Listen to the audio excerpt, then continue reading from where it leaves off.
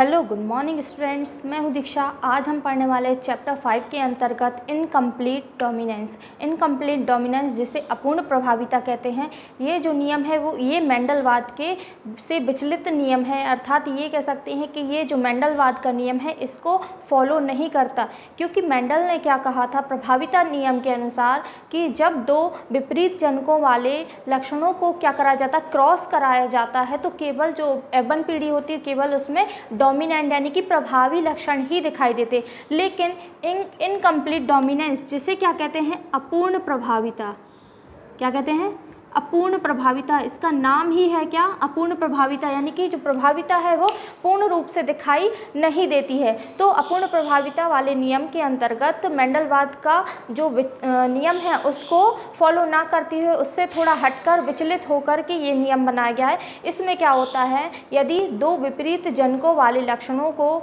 पौधों को क्या करा जाता है क्रॉस कराया जाता है, तो जो F1 पीढ़ी बनती है उसमें जो लक्षण बनते हैं वो कैसे होते हैं, कुछ नए लक्षण होते हैं। ये जो लक्षण होते हैं इसमें प्रभावी और अप्रभाविता का कोई रोल नहीं होता। इसमें प्रभावी जो लक्षण होते हैं वो पूर्ण रूप से दिखाई नहीं देते, इसलिए इसे क्या कहते हैं अपूर्ण। प्रभावी लक्षण कैसे होते हैं, पूर्ण रूप से दिखाई नहीं देते हैं, इसलिए हम इसे क्या कहते हैं अपूर्ण प्रभाविता का नियम। ठीक है, इसे हम इनकम्प्लीट डोमिनेंस भी कहते हैं। ये जो नियम है दो एग्जाम्पल के थ्रू इसको समझाया गया। पहला एग्जाम्पल हम ले लेते हैं मिराबिलिस जलापा।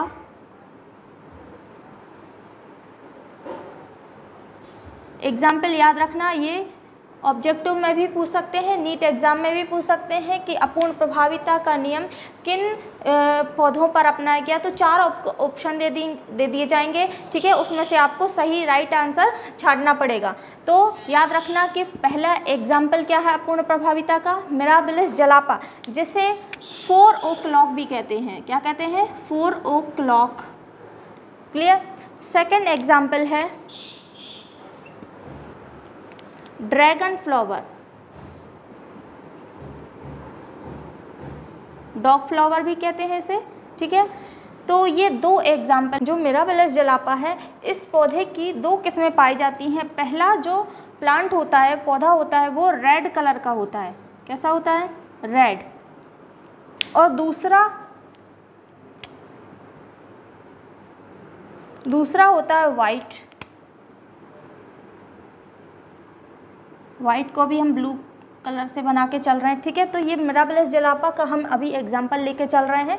मिराबिलिस जलापा के 2 पौधों के बीच में क्या करा दिया जाता है, क्रॉस करा दिया जाता है। ठीक है, तो ये जो रेड फ्लावर है इसका लक्षण वाला संकेत होगा कैपिटल R, कैपिटल R। ठीक है, और इसका ले लेंगे स्मॉल r, स्मॉल r। अब ये तो इसका जीन का प्रारूप हो गया। अब हम इसमें देखेंगे कि इसके गैमीट क्या निकलेंगे। इसके गैमीट क्या निकलेंगे, कैपिटल R के कैपिटल R। इसके गैमीट क्या निकलेंगे, स्मॉल r। अब इन दोनों को क्रॉस करा देंगे तो क्या बन जाएगा, कैपिटल R, स्मॉल r। ये बन गया। ये जो पौधा बना है इसमें किस कलर के फ्लावर होंगे, इसमें होंगे पिंक कलर के। किस कलर के, पिंक कलर के। ना ही रेड होंगे ना ही वाइट होंगे, इसमें होंगे पिंक कलर के फ्लावर।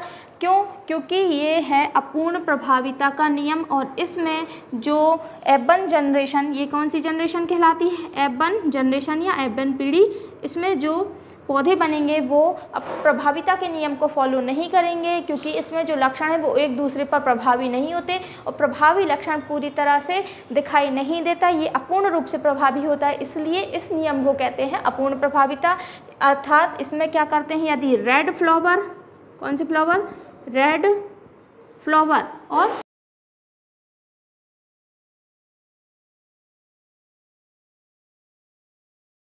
रेड फ्लावर और वाइट फ्लावर के बीच में क्रॉस करा देंगे तो कौन सा बनेगा, पिंक फ्लावर। आ रही बात समझ में। अब इसका क्या कराएंगे, सेल्फ क्रॉस कराएंगे।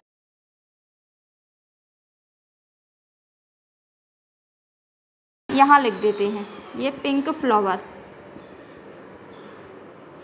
अब इसका कराएंगे सेल्फ क्रॉस। क्लियर। तो इसके गैमीट क्या निकलेंगे, capital R, small r, capital R, small r। अब इनको क्रॉस करा देंगे तो क्या बनेगा, कैपिटल आर, कैपिटल आर। अब इसका इससे कराएंगे तो क्या बनेगा, कैपिटल आर स्मॉल आर, क्या बनेगा, कैपिटल आर स्मॉल आर और last small R small are.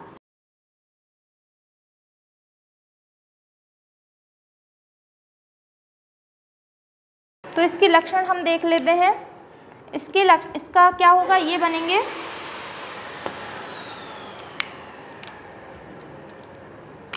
ये बनेंगे रेड फ्लावर, ये कहलाएंगे पिंक और ये कहलाएंगे वाइट फ्लावर। आ रही बात समझ में? तो रेड फ्लावर कितने बनेंगे, 25% रेड फ्लावर, 50% पिंक फ्लावर और 25% वाइट फ्लावर। यानी कि जो बीच में बन रहे हैं ये कैसे होंगे, ये हाइब्रिड नहीं होंगे। इसमें एक नया लक्षण F1 पीढ़ी में ही हमें देखने को मिल जाएगा जो कि अपूर्ण प्रभाविता के नियम को दर्शाता है। ये हमने किस में लेके चले हैं, मिराबिलस जलापा वाले एग्जाम्पल में लेके चले हैं। इसी तरह ड्रैगन फ्लावर में भी ऐसे ही, ड्रैगन फ्लावर में भी देख सकते हैं। और इसके अलावा इन्होंने एक और एग्जाम्पल लेके चले थे, ऑस्ट्रेलियन मुर्गी। तो ऑस्ट्रेलियन मुर्गी के बीच इन्होंने ब्लैक और वाइट मुर्गी के बीच में क्रॉस कराया था। तो F1 पीढ़ी में कौन से बने थे, इसमें बने थे ब्लू कलर की ऑस्ट्रेलियन मुर्गियों का निर्माण हुआ था। तो इसमें भी क्या होता है, नए लक्षणों की वंशागति होती है, इसलिए इसे कहते हैं अपूर्ण प्रभाविता या फिर इनकम्प्लीट डोमिनेंस। ये जो इनकम्प्लीट डोमिनेंस है ये क्या करता है, मेंडलवाद के नियम को फॉलो नहीं करता है, ये इससे थोड़ा विचलित होता है। इसमें प्रभाविता का जो प्रभावी लक्षण होते हैं वो पूर्ण रूप से अप्रभावी के ऊपर डोमिनेंट या उसके ऊपर प्रभाव नहीं दिखा पाते हैं, इसलिए इस नियम को नाम दिया गया है अपूर्ण प्रभाविता का नियम, जो कि किस किस में देख सकते हैं, मिराबिलस जलापा में और ड्रैगन फ्लावर में हम देख सकते हैं। आ रही बात समझ में? तो इसके हम संकेत क्या क्या लेके चलेंगे, कैपिटल आर स्मॉल आर। यदि इसके गैमिट निकालेंगे तो क्या होंगे, इसके गैमिट हो जाएंगे कैपिटल आर और स्मॉल आर, है ना। अब इन दोनों का क्रॉस कराएंगे तो क्या होगा, कैपिटल आर स्मॉल आर। अब इसका सेल्फ क्रॉस करा देंगे, ये क्या है, सेल्फ क्रॉस कराएंगे तो क्या बनेगा, इसके गैमीट बन जाएंगे capital R small R, capital R small R. अब इस कैपिटल आर का किससे क्रॉस करा देंगे, इन दोनों से एक एक करके, फिर स्मॉल आर का इन दोनों से एक एक करके बना देंगे तो क्या बनेगा, रेड फ्लावर 25%, पिंक फ्लावर 50% और वाइट फ्लावर 25%। तो यदि हम इसका अनुपात देखेंगे, इसका यदि हम जीनोटाइप अनुपात देखेंगे तो कितना होगा, इसका जीनोटाइप अनुपात होगा 1:2:1। ठीक है, 1:2:1 के अनुपात में हमें इसका रेशियो प्राप्त होगा। तो ये क्या हो गया, इनकम्प्लीट डोमिनेंस के एग्जाम्पल और उसका चेकर बोर्ड। तो ये आप बहुत ध्यान से बनाइएगा, अगर आपको कोई भी कन्फ्यूजन है तो आप मुझसे पूछ सकते हैं। इसमें मैं आपको एक क्वेश्चन देना चाहती हूँ, उसका आंसर आपको कमेंट बॉक्स में देना है। तो इसका क्वेश्चन बनेगा कि जो इनकम्प्लीट डोमिनेंस है उसमें F1 पीढ़ी में किस रंग के फ्लावर बनते हैं। फर्स्ट क्वेश्चन हो गया कि F1 पीढ़ी में किस रंग के फ्लावर बनते हैं, जो मैंने आपको एग्जांपल समझाया। सेकंड क्वेश्चन है कि इसमें जीनोटाइप रेशियो कितना होता है। ओके, अब हम देखेंगे सहप्रभाविता, जिसे को डोमिनेंस भी कहते हैं। तो कोडोमिनेंस यानी कि सप्रभाविता में क्या होता है, जब दो विपरीत लक्षणों के बीच में क्रॉस कराया जाता है तो दोनों के लक्षण यानी कि प्रभावी और अप्रभावी दोनों के लक्षण हमें F1 पीढ़ी में देखने को मिलते हैं। अर्थात ये क्या करते हैं, इस नियम के अनुसार, ये कौन से नियम है, नॉन मेंडेलियन इनहेरिटेंस यानी कि मेंडलवाद के नियम को ये फॉलो नहीं करते हैं। और इसमें क्या होता है, प्रभावी और अप्रभावी दोनों का रोल नहीं होता है, केवल इसमें क्या होता है, प्रभावी लक्षण अप्रभावी के ऊपर हावी नहीं होता, दोनों के लक्षण स्पष्ट रूप से अभिव्यक्त होते हैं। तो ये क्या करते हैं, रेड यानी कि लाल गाय और वाइट यानी कि सफ़ेद गाय, इन दोनों के बीच में क्रॉस कराते हैं। अब देखते हैं कि क्या बनता है। तो ये क्या है, जनक यानी कि पेरेंट्स। तो हम देखेंगे रेड कलर की गाय और वाइट कलर की गाय के बीच ये क्रॉस करा रहे हैं। अब इसका जीन ले लेंगे, इसको काय से दर्शाएंगे, कैपिटल आर से, इसे दर्शाएंगे स्मॉल आर से। क्लियर? इसके जीन्स निकाल लेंगे, कैपिटल आर स्मॉल आर। आप क्या कराएंगे, इन दोनों को क्रॉस करा देंगे तो क्या बनेगा, कैपिटल आर स्मॉल आर, है ना। तो ये जो गाय बनेगी ये बनेगी चितकबरी, जिसे कहते हैं रोन, है ना। तो ये एक क्या हो गया, चितकबरी का मतलब क्या हो गया, लाल कलर की, सफ़ेद कलर की गाय के ऊपर लाल कलर के स्पॉट्स होते हैं, यानी कि दोनों के कलर हमें इस F1 पीढ़ी में देखने को मिल रहे हैं। F1 पीढ़ी में हमें दोनों के गुण देखने को मिल रहे हैं, इसलिए इसे हम क्या कहते हैं, सहप्रभाविता। इसमें प्रभावी और अप्रभावी दोनों के लक्षण हमें दिखाई देते हैं। किसमें, F1 पीढ़ी में। अब F2 पीढ़ी में क्या कराते हैं, सेल्फ क्रॉस कराते हैं। क्या कराते हैं, सेल्फ क्रॉस। तो सेल्फ क्रॉस कराएंगे कैपिटल आर स्मॉल आर से, है ना। अब इन दोनों के गैमीट निकाल लेंगे और इन दोनों के गैमीट निकाल लेंगे। इसके गैमीट्स क्या बन जाएंगे, capital R small R, capital R small R. Same वैसे ही है, बस नाम चेंज हो जाएंगे। रेड और वाइट यहाँ क्या आ जाएंगे, काऊ, और यहाँ पर बन जाएगा चितकबरा। इसके पहले अपूर्ण प्रभाविता में यहाँ क्या बन गया था, पिंक कलर का।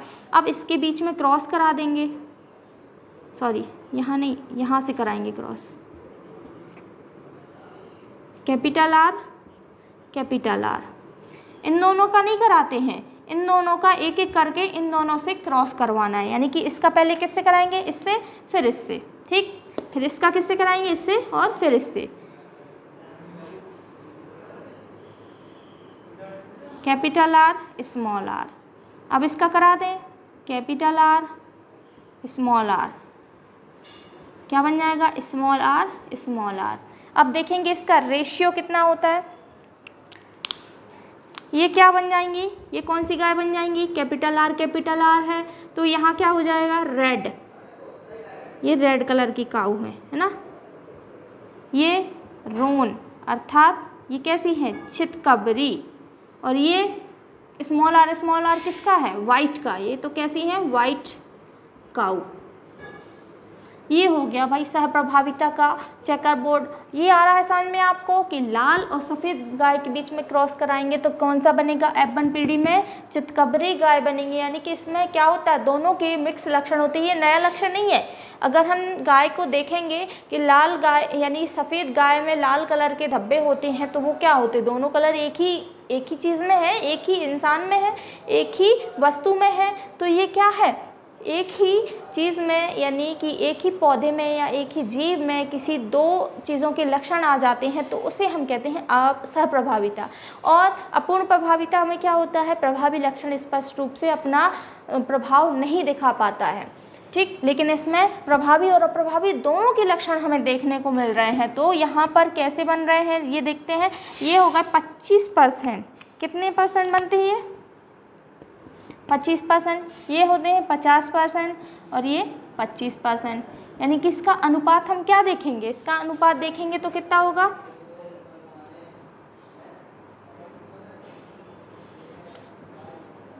रेशियो कितना होगा, 1:2:1। कैपिटल आर स्मॉल आर, यानी कि रेड काऊ और रोन काऊ और वाइट काऊ। तो ये हम रेशियो देखेंगे किसके बीच में, इन गायों के बीच में। और ये वाला एग्जाम्पल किसका है, सहप्रभाविता का। आ रही है बात समझ में। तो इसका रेशियो कितना आ जाएगा, इसका रेशियो आ जाएगा 1:2:1। तो स्टूडेंट्स, तो पशुओं में यानी कि गाय में हमने सहप्रभाविता को देखा और इसके पहले मैंने क्या बताया था, अपूर्ण प्रभाविता, जो कि मैंने मिराबलस जलापा यानी कि 4 o'clock और ड्रैगन फ्लॉवर, इन 2 एग्जाम्पल के थ्रू आपको समझाया। और इसके अलावा ऑस्ट्रेलियन जो मुर्गियां होती हैं उसमें भी अपूर्ण प्रभाविता देखने को मिलती है। लेकिन हमें एग्जाम्पल लेके चलना है मिराबलस जलापा या 4 o'clock। और सेकेंडरी सहप्रभाविता में हमें कौन सा एग्जाम्पल लेना है, पशुओं में गाय का एग्जाम्पल लेना है, रेड गाय और वाइट गाय, इन दोनों को क्रॉस कराएंगे तो कैसी गाय बनेंगी, चितकबरी यानी रोन काव। फिर इनका आपस में सेल्फ क्रॉस करा देंगे तो 25, 50 और 25 यानी कि 1:2:1 के अनुपात में इसमें रेशियो प्राप्त होता है। और इसके पहले वाले में भी कौन सा रेशियो प्राप्त होता है, मैंने आपको क्वेश्चन में पूछा है, तो उसका आंसर आपको कमेंट बॉक्स में देना है। तो स्टूडेंट्स, आज का लेक्चर यहीं समाप्त होता है।